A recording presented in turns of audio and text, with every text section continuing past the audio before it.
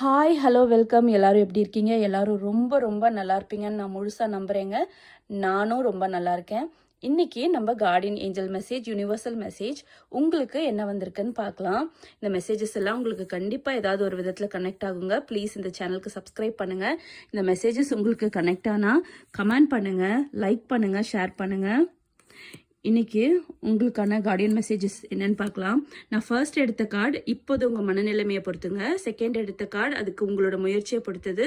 Third card உங்களோட அதுக்கான இறுதி முடிவை பொறுத்தது. இதுதான் இந்த கார்ட்ஸோட அர்த்தம். ஃபர்ஸ்ட் 4 ஆஃப் வாட்டர் வந்திருக்குங்க. Distraction, self absorption and டிஸ்கண்டென்ட்மெண்ட்.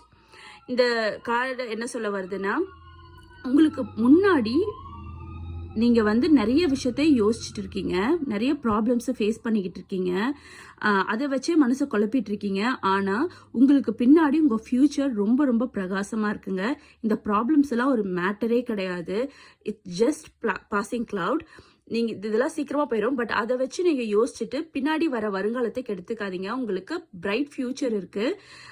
ஆனால் இப்போ இருக்க ப்ராப்ளம்ஸ் சீக்கிரமாக சரியாயிடும். அதை தான் இந்த கார்டு சொல்ல வருது. நீங்கள் அதை நினச்சி மனசை குழப்பிக்க வேணாம். செகண்ட் கார்டு என்ன சொல்ல வருதுன்னா, truthful, analytical and out spoken. First card மாதிரியே தாங்க. செகண்ட் கார்டு நீங்கள் முடிஞ்ச அளவுக்கு உண்மையாக இருக்க ட்ரை பண்ணுங்கள். எந்த கில்ட் ஃபீலிங்கும் மனசுக்குள்ளே வச்சுக்காதீங்க. யோசிச்சு செயல்படுங்க. ஒரு விஷயத்த செஞ்சா, ஒரு விஷயத்த சொன்னா அது என்ன பாதிப்பு ஆகும், இல்லை அதுலேருந்து என்ன நல்லது நடக்கும்னு யோசிச்சு அந்த விஷயத்த செய்யுங்க.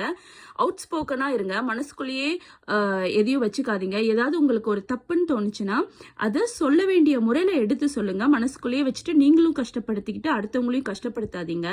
உங்களுக்கு ரொம்ப நாளைக்கு முன்னாடி யார் கூடயாவது ஏதாவது ஒரு பிரச்சனை இருந்தது, இல்லை யார் கூடயாவது பேசாமல் இருந்திருக்கீங்க, ஒரு மனஸ்தாபம் இருந்ததுன்னா அதெல்லாம் தீர்றதுக்கான வழி சீக்கிரமா பிறக்குங்க. தேர்ட் கார்டு உங்களுக்கு வந்திருக்கிறது ரிலேஷன்ஷிப்ஸ், எமோஷன் அண்ட் சாய்ஸஸ். உங்களோட த லவ்வர்ஸ் வந்திருக்காங்க. உங்களோட ரிலேஷன்ஷிப்ல உங்களுக்கு சின்ன சின்ன ப்ராப்ளம்ஸ் இது வரைக்கும் இருந்தாலும் இனிமே அது சரியாகிறதுக்கான வாய்ப்பு இருக்கு. அதுக்கு நீங்க தான் முயற்சி எடுக்கணும். நீங்க மனசுல பட்டதை எந்த விதத்துல சொன்னா நல்லா இருக்கும்னு நீங்க நினைக்கிறீங்களோ அந்த விதத்துல சொல்லுங்க. ஹீட் ஆஃப் த மொமெண்ட்ல வார்த்தையை விட்டுறாதீங்க. உங்க எமோஷன்ஸை முடிஞ்ச அளவுக்கு கண்ட்ரோல் பண்ணுங்க. கஷ்டம்தான், ஆனா நீங்க கண்ட்ரோல் பண்ணா அது உங்களுக்கு பிரைட் லைஃபை தரும்.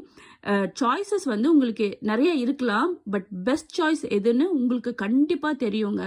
அப்படி தெரியலனா கண்ணை மூடி உட்காந்து ஒரு 10 நிமிஷம் நம்ம என்ன செஞ்சுட்டு இருக்கோம், நம்ம ரிலேஷன்ஷிப்பில் நம்ம எப்படி இருக்கோம், இதை எப்படி பாசிட்டிவாக மூவ் பண்ணலாம் அப்படின்னு யோசிங்க.